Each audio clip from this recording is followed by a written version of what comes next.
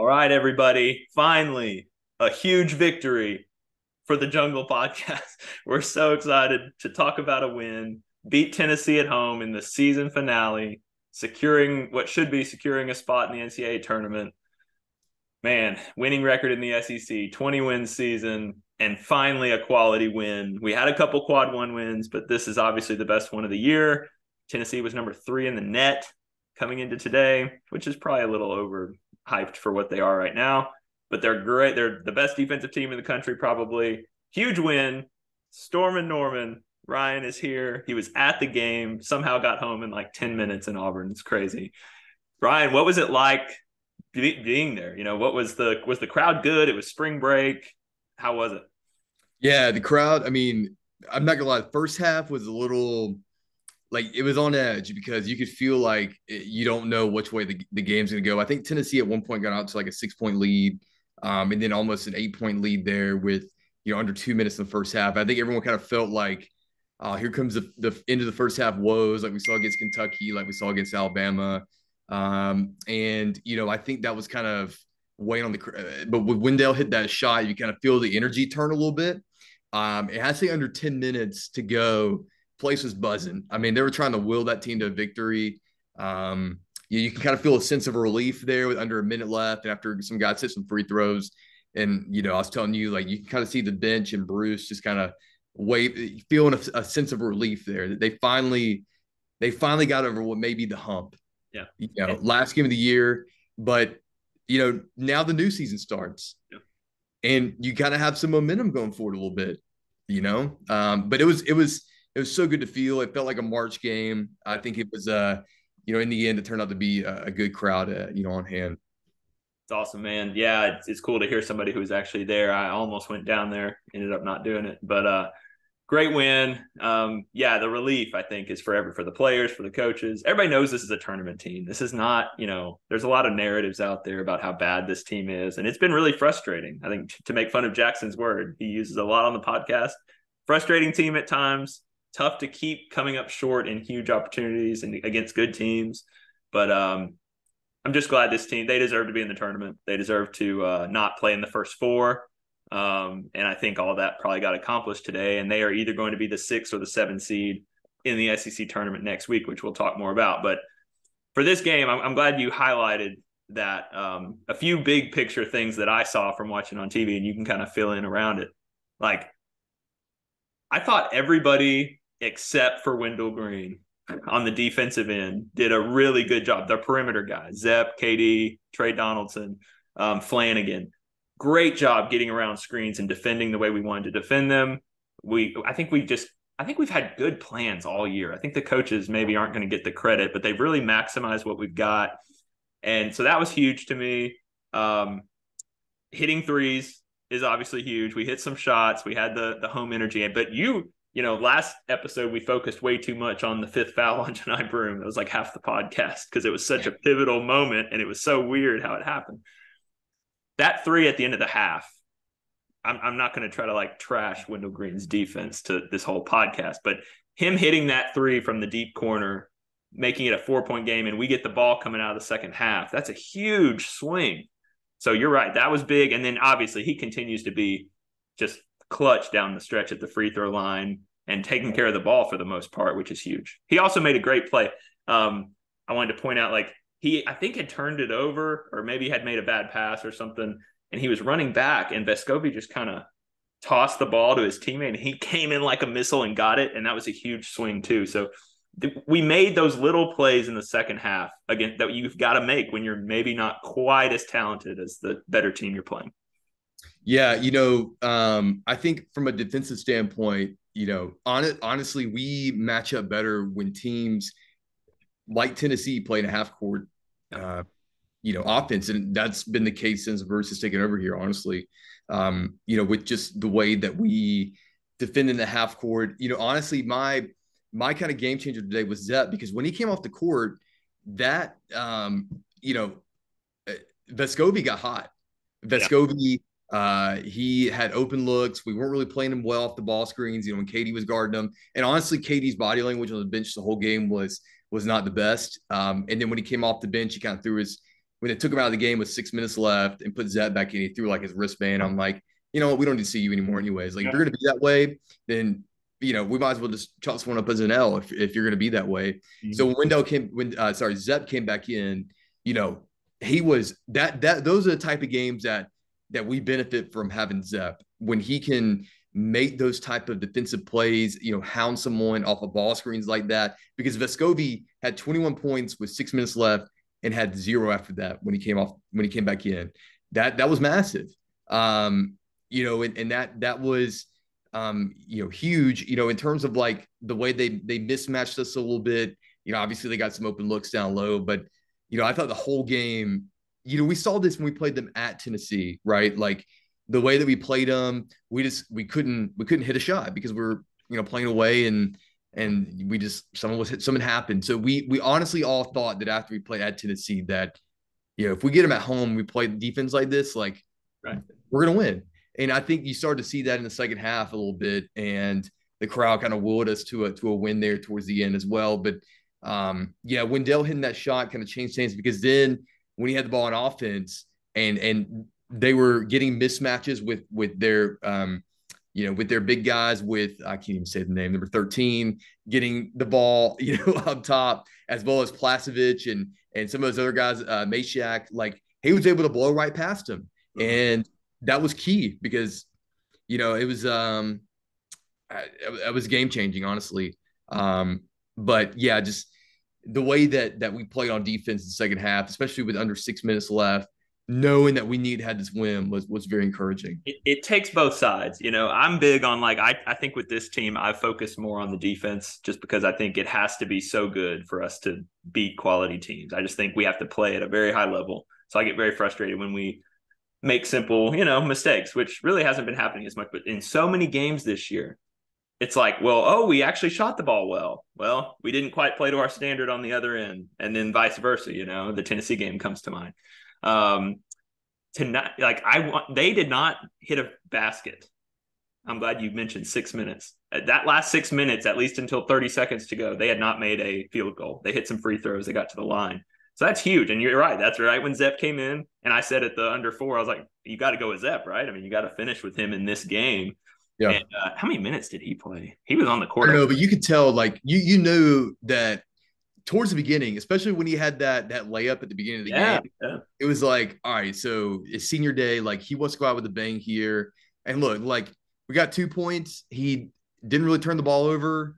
He had he fouled out, but like him on defense, especially with a team like Tennessee, Yep. which if we get matchups like that in the tournament, we've obviously been saying the things we have about Zep all year, and rightfully so. But like in those type of games where you just need a win, like he could be the game changer.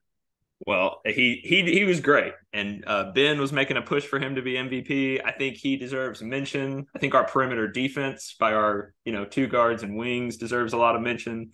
So he played a huge role. I actually thought he played more than 24 minutes. It felt like he was on the floor a lot. But the other guys, you mentioned senior day. Flanagan and Jalen went through senior day festivities. They obviously both kind of have another year if they want it. I kind of get the feeling that Flanagan's gone.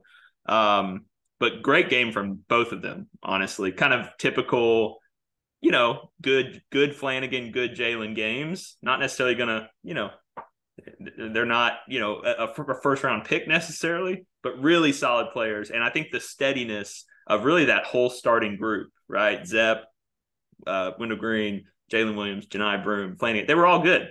And maybe the bench didn't give you quite as much as you want, but ultimately, I think the 5 starters, Matt, they were up to the task of playing a pretty good Tennessee team. What's very interesting in a trend that I've seen these past 10 games or so is that like you see Jalen and Janai get so involved at the beginning of games, because honestly, like that's getting the ball down low at the beginning of games is key. And obviously that gets us off to good starts. And then that's when you see teams start to make adjustments and they start to obviously pack it down low and we get stagnant, right? And so I thought today that the guards did such a good job in the second half of picking up that play a little bit, and also the coaching staff too. With the stuff that we were running, like I saw tonight one of the first very first times this year we ran like this back screen, and maybe it was the first half, this back screen where Yes. Janai got open right down below. And I was like, I hadn't seen that all year.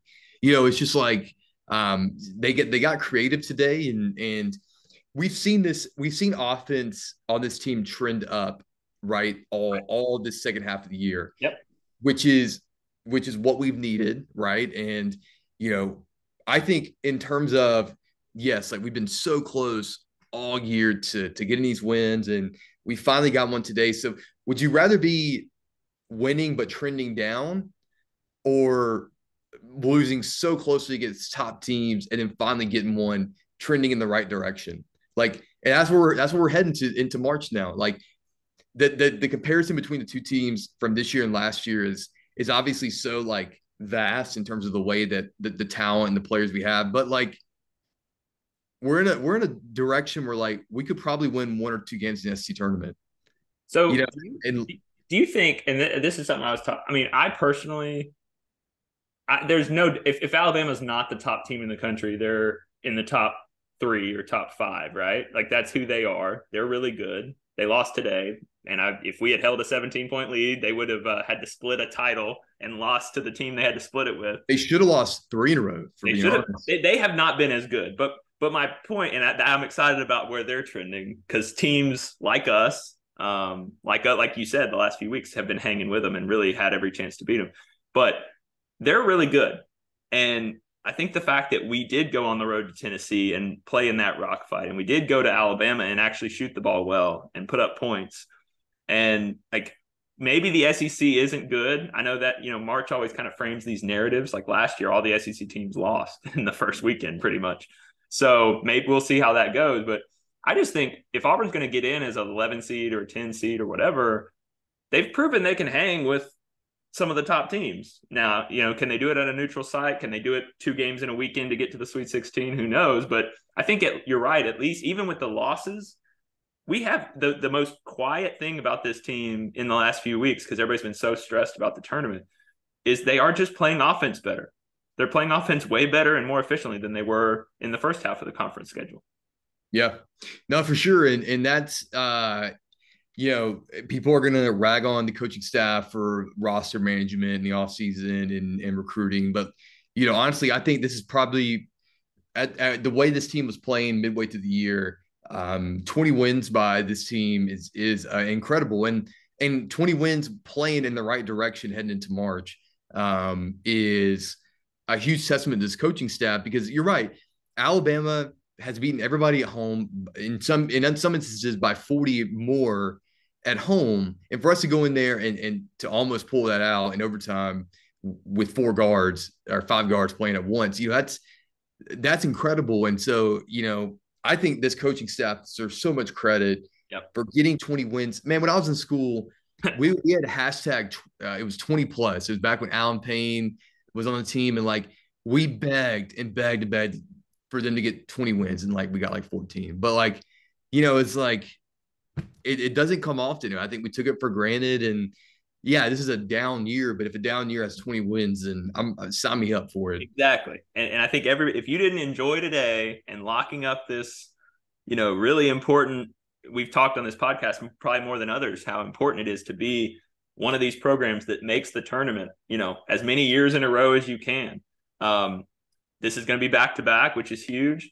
And I'm with you. Like I saw, it's crazy right before we started recording, 5 out of the last 6 years, Auburn's won 20 and had a winning SEC record. I kind of connect with the SEC record part of that, because I remember I was there for 6 basketball seasons, and I think one year we were over 500 in SEC play. That's hard to do, and it was bad back then. The SEC was. Mm-hmm. So 5 out of 6 years. Before Bruce Pearl got here, you know how many times Auburn did that? 5. So, it's a great year, to feel what it's like to be on the bubble, because most basketball programs, North Carolina, right? They play Duke tonight. They are squarely on the bubble, and they're as blue as the blood gets. So if, like you said, like I think the coaches deserve a ton of credit. I think they've really maximized a lot of what we have. And you just think about all those new, if we win 2 or 3 more games, or let's say we hold that lead against Bama, and now we're really going with some momentum into March, which we easily could have done. man, what would you be saying? That I believe if a couple things had happened right, that would have been all we needed to be in competition for the double bye. Mm-hmm. So like the narrative, that's why I don't like narratives, because Jackson, we love Jackson. You can be as negative on this team as you want, but if one thing happened differently this past week, or a couple we win at Vanderbilt, we win at Georgia, like it's just a completely different approach to this team. And we can never say enough, your top two recruits just aren't giving you anything. Johan played a little bit today. It's great. I'm glad he's can like come in and play backup center, but like it's hard to take a class that really isn't giving you hardly anything. And the coaches have gotten us to the promised land. We're going to be in the dance, and it should be exciting to everybody. Do Yeah, you have any thoughts on MVP? You can respond. but well, let me say one thing real quick. Okay. There's been 3 moments where Neville Arena has been just absolutely bonkers this year. The first one was when Wendell, had that layup at the very end against Florida. Place was bonkers. The putt from 94 feet, this is just absolute chaos. And then a white man dunking after a hard play. That place was absolutely insane after Lior dunked it. And I think honestly was kind of a turn of the game, honestly, a little bit. But I just thought it was so funny that the place just it was kind of dead a little bit. And then after such a hard play and Katie throwing the ball from out of bounds, and then Lior getting up and yamming it home, place was just absolutely going nuts. And so I just thought that was so funny. But I'm glad you mentioned that, because that came through really well on TV. Like it looked like, oh my gosh, something wild has happened. And you're right, it was a crazy kind of helter-skelter sequence. And you look up, Jalen made a great pass. Jalen had 7 assists tonight from the 4, and he continues to make all these little plays, but just great pass off of KD's save. And then Lior gets up, and it caught everything.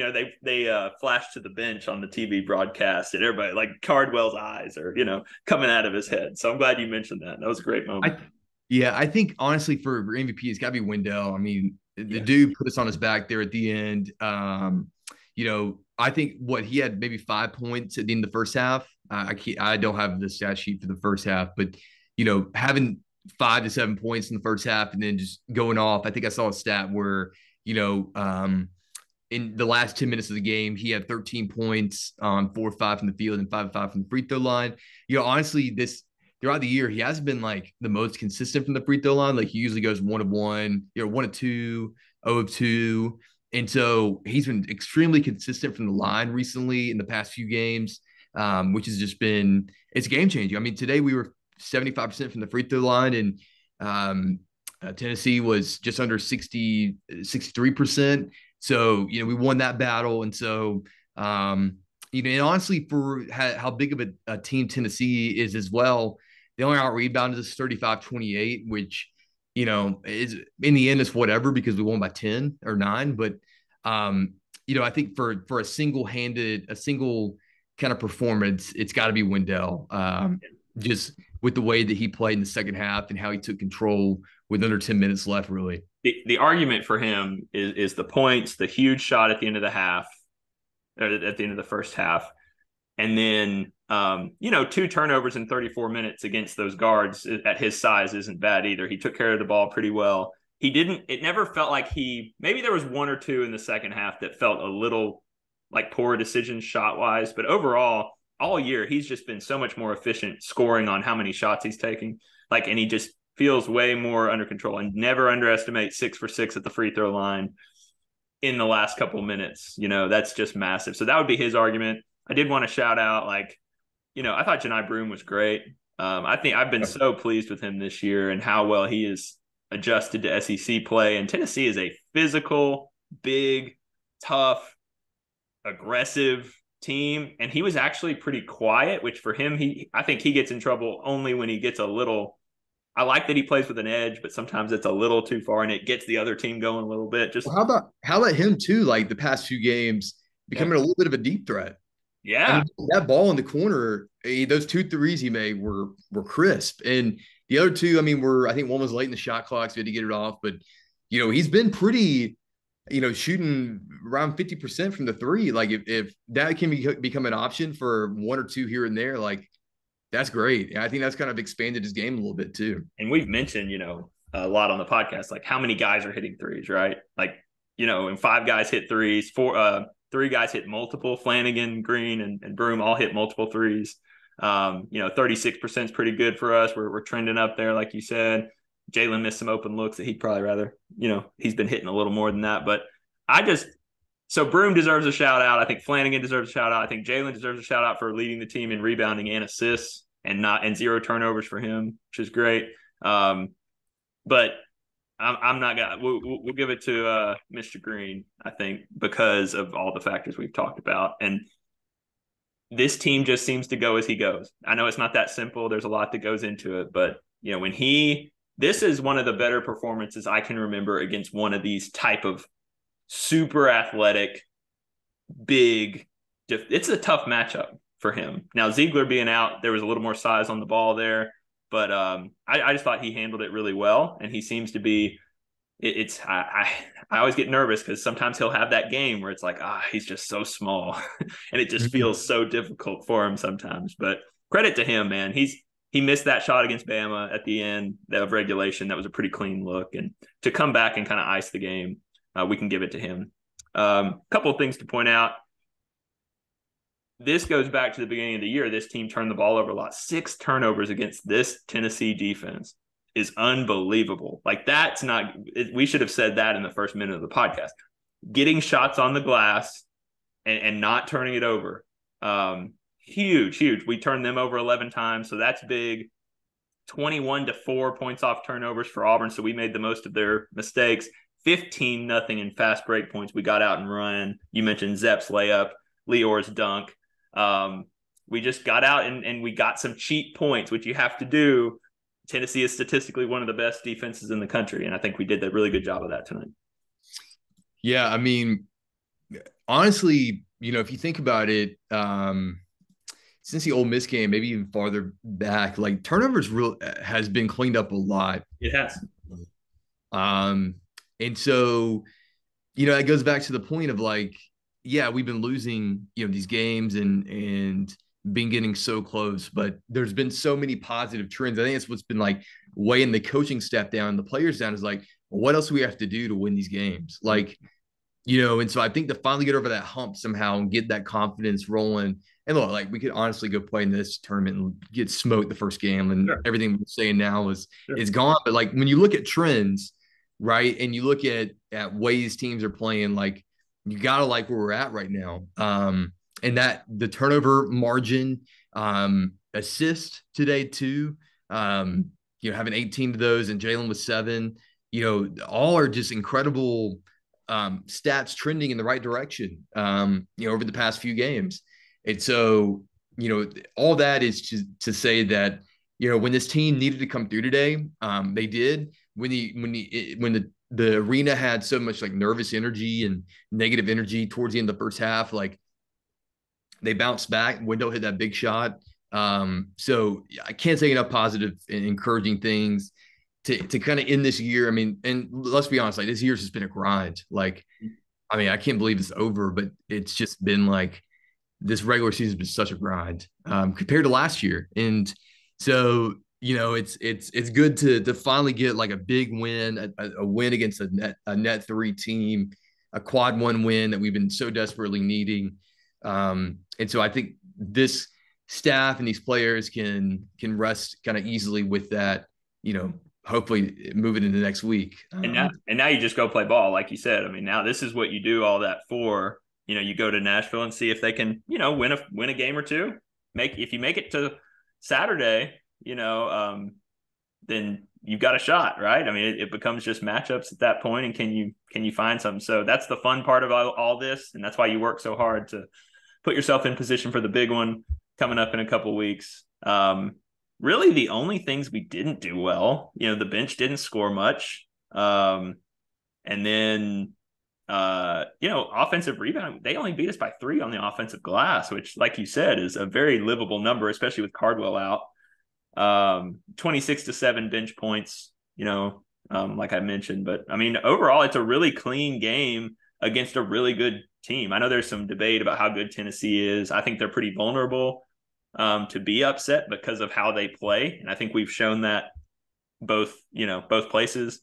Before I forget, was that I think it's the fourth straight home win against Tennessee. They got us up there in Knoxville last year and this year. So we kind of held serve. I always like beating Tennessee. I live here. And it's just I wanted this one pretty bad for the tournament mainly, but it's also nice to kind of beat them. And it's crazy. It's crazy how Tennessee is viewed, right? They're such a good team. They're in the top, whatever. We finish a game behind them in league standing with this group. It's pretty wild. Yeah. No, I mean, it is wild. And I think it just shows too that like this honestly, this SC tournament, I think is gonna be pretty wide open because, as great as the double bye is, I mean, we've been, for those people who've been watching basketball a lot, like honestly, sometimes it's even better to have the game before the double bye because you have a game under your feet. You have, your sidelines are down shooting. Look, like there's 2 times we've been number 1 seed and have that double bye, and we got smoked. Yeah. Alabama and St. Louis, I was there. It was awful. And then last year against Texas A&M, whereas we made our Final Four run, we were the 5th seed.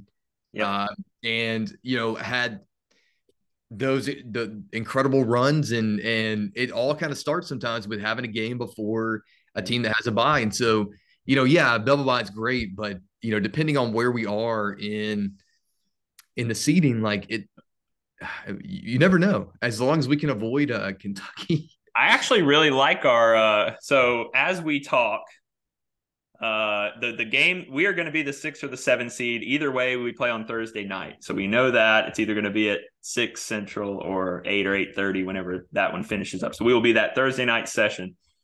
Missouri is up 2 on Ole Miss at home. And if Missouri loses, I believe this is true. Wait, Vandy plays Mississippi State. I've heard that we can only be the 6, but I've also heard no, you're right. Because sorry, I was working through the scenarios in my head. So if Missouri, most likely we're going to be the 7, and we're going to have to play one of the better teams, and it could be Arkansas, right? Depending on what happens tonight. Oh, they got smoked. I know, but they're talented. I'm rooting for Ole Miss right now to beat Missouri because I want to be the 6, and I want to play, one of those bottom 4 teams who plays on Wednesday night. If you're watching on YouTube, we've got kind of the standings pulled up here. So that's what I'm watching. But Thursday night is when you need to make your plans. And like you said, the good side to being the 7, I don't know what your thoughts are.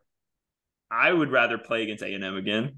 And that's where if we do, like, let's say Missouri beats Ole Miss at home and holds on, then that's where we're going to be. So if we could get past Arkansas or Florida or Mississippi State, whoever it ends up being, and then play A&M, I kind of like that path, or at least to give us the best chance.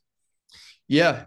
And also for people who don't remember, this is the first time Auburn has played in Nashville since we raised and cut the banners and cut the nets in 2019.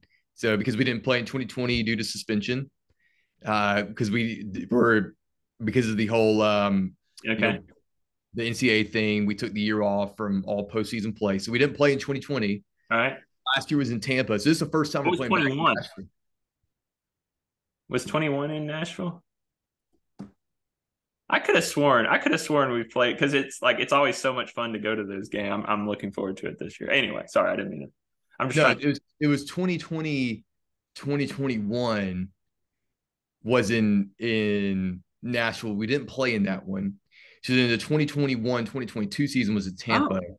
Did we sit out on that one as part of our? Yep, that was part of the NCAA thing. No way, I don't remember that. Wow, that's crazy. Yeah, so we didn't play any postseason. We had a postseason ban altogether. So, 3 of those guys played in that tournament. I had blocked that completely from my memory. That's crazy. Yeah, so last time we played there was last game we played there. We won, cut the nets. I was there. One of the most glorious Sundays I've ever had was being in that Bridgestone Arena with 97% Tennessee fans, because Auburn was not supposed to be there. And the tricky part about tickets for the SEC tournament is, how aggressive do you want to be? Because it's really depressing when your team loses the first game and you've bought all these, tickets and you're fighting with Kentucky fans. And anyway, but I went, and it was one of the best sporting events I've ever been to. It was awesome. Yeah. And what's funny is a way when we talk about narratives, like we look at how the teams are playing towards the end of the year, right? Would you rather be in Alabama, who should have lost 3 in a row, not shooting the ball well, could get a bad matchup in their first round and go out? Or would you rather be Auburn, fighting real hard, improving every single game, trends are going up? How would a narrative be if they were to lose in the first round? We go play on Saturday, by the glory of God, play Sunday, and then go to the NCAA tournament, win a few games. That whole thing from the whole season could be erased and changed because of that. That's the beauty of March. Right. You just everything that could have happened, losing at Vanderbilt, all those kind of things have just been so gut wrenching could be totally erased. And then, it's all glory be to Bruce for getting us here. Wow, these guys. And so you just never know. Again, it's all about matchups. It's all about players. We saw how the team. People forget this. The 2019 team. I'm not comparing the two. I'm just comparing their seasons, right? Because talent wise and the type of players we have are completely different. But that team needed a win against Tennessee at home to feel good about March themselves. Yes. And people forget that. And so we got that win against a highly ranked Tennessee team at home last game of the year in 2019. And then we didn't lose again until Virginia. Yeah. And so, it's just, you never know the trends, and getting a win and seeing a player get hot. You can ride these guys. And so, obviously we want to see a player get hot like Wendell, because guards, and honestly too, the trend on shooting has been way up as well too. Like Alabama, we had our most threes of the year against Alabama, maybe. So. Mm-hmm. Alan Flanagan's been shooting the ball pretty well. Jalen, obviously, when he gets his looks, are doing really well. KD, since Missouri, has been shooting, significantly better. So shooting has been increasing as well. And so, the right recipe, you just never know what can happen. So that's the beauty of what these next few weeks could be. That's my thought. That's what I don't think we need any one guy to get hot. I don't think we have that guy, but I do think I feel really good about where Jalen is from an offensive standpoint. I feel really good about where Flanagan is, especially considering where he was early in the season. Green, I love him. Like, I think I find it so easy to root for him. And I think he is a year more mature, a year wiser, and kind of ready to have some moments. Like, doesn't it feel like he deserves some moments, like some March moment, like with the kind of player he is? And, Jared didn't really have that until his junior year. And then he went on a tear. Now, I don't know if he can match that, but I just think a lot of guys on this roster are in a good position with their games, and I think that for this team to get back to the potential that I thought it had, especially when the defense was just really, really good, we've got to have 10 guys, 6 or 7 guys be threats, right? Like, we can't rely on. I love Jalen. Jalen's my guy, but he can't be your 1A and your only main option. And I think days like today, when you have 4 or 5 guys really contributing on the offensive end, that's when you see, okay, you can see a path for this team a little bit. And I love what you said. The great part about college basketball is 3 seasons. We got through the first season. We didn't win a ring. I love that we have a program that wants to win championships now every year, and the expectations are great. But now, like you said, last time we were in Nashville and had to play 4 in 4 days, we won it. That's hard to do. But you go up there and you take your shot, try to win one at a time, and see what happens. Our path, just to build on the path, I think this is locked in now. It would be whoever we play first game, which again, Mississippi State, Florida, or Arkansas. Not sure how that would play out depending on the games tonight. And then it would be A&M, and then it would potentially be Kentucky. And I maybe don't love Kentucky being there on Saturday, maybe, but hey, yeah, for my ticket prices to get in the game too. Yeah, exactly. You kind of want to be on the opposite end. So if you're in Nashville, I'm going to try to be there on Thursday night because that's going to be a pretty cheap ticket last time I checked. And that is locked in. So when you're listening to this, like, you can go do that. You get 2 games. It's a great experience if you've never done that before. A lot of fun to be a part of the March thing. So any thoughts on, like, I just saw something tweeted out from Justin Ferguson that we're the Torvik T-Rank site, which we're getting really into deep analytics, but they have us now as an 8 seed projecting off of this. So it's most likely that we're going to be somewhere in that 9, 10, 11 range. so that would mean you're playing, especially if you're a 9 or a 10, right? That would mean you're going to play a 1 or a 2 potentially in that second game.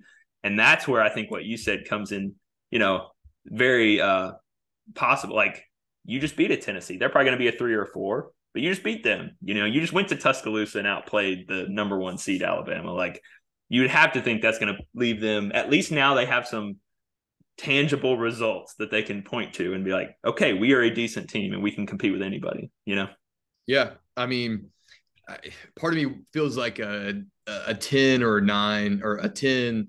Yeah, somewhere we're like not playing the one line. Because you at that point you'd have to imagine that it would be like a Houston or someone like that, which is scary, just by the way they play. But at this point, I'm just glad to be in. Like, I know people have tried to overthink those seedings, and at the end of the day, it's just go play who you want to play. Because last year we played a 10 and we got smoked. Yeah. It's all about the matchups. It's all about who you want to play. Unfortunately, we're probably not going to be playing anywhere close to here. Yeah. Like I saw some projections of us being like in Albany, New York, which just sucks. And up the road, you got good for Jackson and Ben. Maybe they could go. Yeah, maybe that's a good point. But yeah, I mean, it's exciting. I'm just glad that we can. People obviously want to win championships, but when you go as long as we did, you can't take getting a berth in March for granted. I mean, when you hear that music, when you can plan out, when you see your name on a bracket, like that is what you have to look forward to every single year. And yeah, okay, we're 8 or 9 seed. We probably don't want to be that way, but at least we're in. Like, right. What people don't understand, it's like, I know we haven't been there. We haven't been on the bubble in 15 years. Like that's where people exist. Like, college basketball exists in the bubble if you're not one of those elite programs. And it's honestly incredible that Bruce got us to the tournament 3 times and we were a 5 seed or better every single time. That's insane. I had to get on to some people. I had to remove myself from a group chat when people were fair weather basketball fans were like, I'd rather us be a 1 seed in the NIT than get blown out in the first round and see a tournament. I'm like, what is that noise? That's terrible. You're an idiot. You're a fair weather fan. You had way too high expectations. Like, get out of here. Like, that's what frustrates me the most, about that. And I didn't say the F word that Jackson gets so mad about. I said fair weather. Fair weather, not another sport. Yeah. It's just awesome, man. Like you said, we're going to be in. Everybody can breathe a little bit. I'm glad senior day, we'll see weeks from now, months from now, what happens with Flanagan, Jalen. Some of those guys have some Zepp's gone for good. I know Stretch, it sounds like it's gone. They've kind of put some stuff out on him that scholarship's going to open up. So crazy that the regular season's over. I did want to point out 2 things. If you are going to be in Nashville, which Ryan is going to be in Nashville on Thursday. So we may both be at Bridgestone Arena. So if you're there, let us know. So I'll be there all week. I hear that there is a Auburn gathering before every game that we play in, which will probably, I hope, is multiple. But at least the first one on Thursday will be at the second floor of Acme. You could go to like the Alumni Association and register for that. But yeah, I'll be there all week. So I'll be to a lot of games. So hit me up if you all want to get together. But yeah, it's exciting. This is, for those who hadn't been, it's so much fun. And I hope everybody gets to experience just the camaraderie and the basketball. And it's a pretty lighthearted, like, you would think that fans get it really into it, but I don't know. It's a pretty lighthearted environment. And people just are there to watch basketball, which is very fun. So let us know if you're around, and we'd love to get up with you guys. And just for specifics, again, if you're going to be here, the second floor of Acme Feed and Seed down on Broadway is going to be where people are going to be as part of the Alumni Association, or the typical watch party location is Dogwood in Midtown.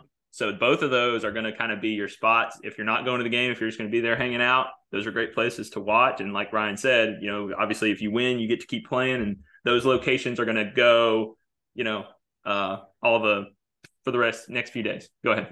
Joe Lenardi just dropped a tweet. What'd he say? We are right now, we're still last 4 buys.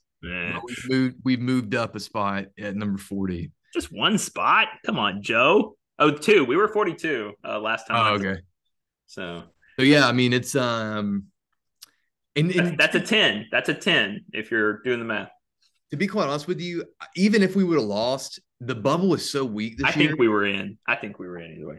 I mean, because you have to think like, yeah, we'd be a 10 seed at this point, and Arkansas at 9. Arkansas is it just blows my mind. But yeah, I mean, there's so many teams that still have to play, such as like Nevada, North Carolina. There's so many on the first four out, next four out. Like we should all be feeling pretty good at this point. Yeah, no, I feel really good about I feel good about that. I think 10's fair for where we're at in the season we've had. Hopefully we can get on that 10 line. I'd probably rather be on the 10 than 11. Just like you said, it doesn't really matter. But yeah, so if you're coming to Nashville, do that. Selection Sunday is obviously next Sunday, which is always one of my favorite things. And then we'll see from there. For the podcast, we are still TBD what our official plan is. I think Jackson and I have tentatively talked about doing a whole like recap the tournament, SEC tournament, however long it goes. But we may have an emergency pod if it's Friday night and we just beat A&M and we're going to the semifinals. So no commitments here for an every night pod of the SEC tournament, especially if we end up in that 8 p.m., 8:30 p.m. Central window back-to-back nights. But hey, we'll play as long as they'll have us. Any other thoughts from the game? Anything we missed? We didn't really talk about specific players, but I mean, again, the starters were just so good in all their ways. Zepp, Jalen, Broome, Flanagan, Green, and I think those are the guys that are going to take us, as far as we want to go. Yeah, I completely agree, and I think just the game as a whole was much more to talk about than I think individual performances. Yeah, we talked, I think, about the guys who really contributed the most. After that, it was, just guys getting minutes to help fill in the gaps. But the guys that we needed to win tonight they showed up and they showed out, and that's what we need moving forward. Last thing I'll say, I'm really proud of just the guy because it got weird there. Like we were up 1 going to the final TV timeout. Jalen was at the line for a 1-and-1. And you could, for me, maybe this is just my nerves, but I could feel the tension of like, no, we're only up 1. This is way too close. We haven't won close games. And then we come out, Jalen hits both free throws, the front end and the back end of the 1-and-1. And then we get a stop. And then Flanagan gets that downhill and 1 layup. And that's where it was huge, just getting that done. So we got a little bit of a lead. So anyway. All right, Ryan. Well, thanks for coming on, man. Good to have a live boots on the ground view. And I'll catch you Thursday night. Yeah, man. Sounds good. War Eagle, everyone. Right. And glad to get a win. War Eagle, everybody. Let's go dancing.